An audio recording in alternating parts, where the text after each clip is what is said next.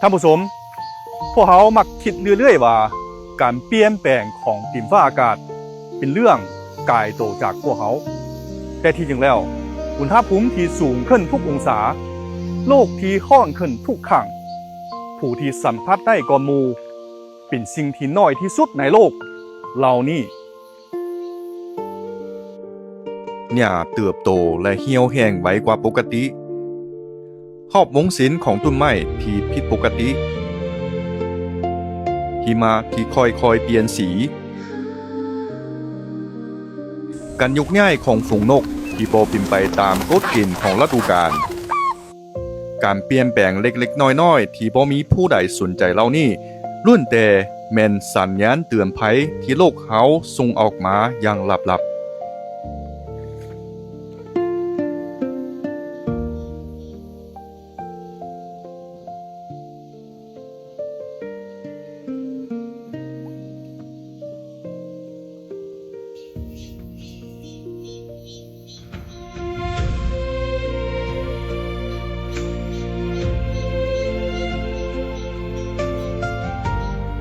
บ่มีภัยพิบัติที่ค่ายแห่งพิลึก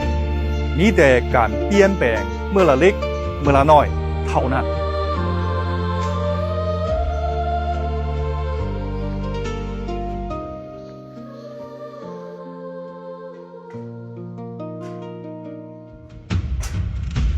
ปัญหาโลกร้อนบ่เพียงแต่แม่นข้อมูลอุตุนิยมเท่านั้น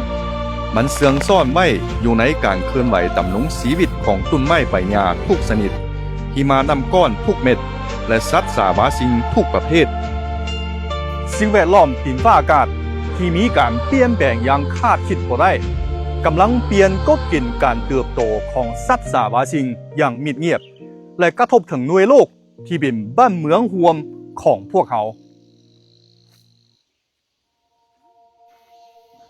หน่วยโลกบ่แม่นทรัพย์สินของผู้ใดผู้หนึ่ง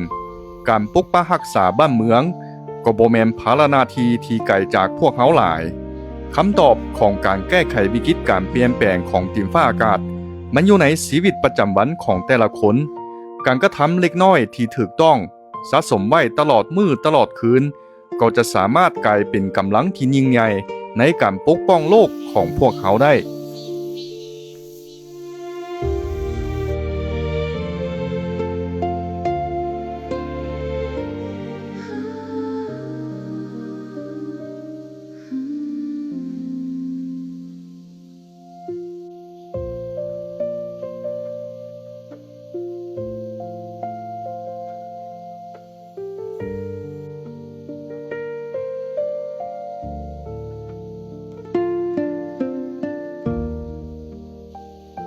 เขาหลบธรรมชาติรักษาสิ่งเล็กๆน้อยๆปกป้องเต่าพะเคราะห์สีฟ้าเพียงหน่วยเดียวของพวกเขา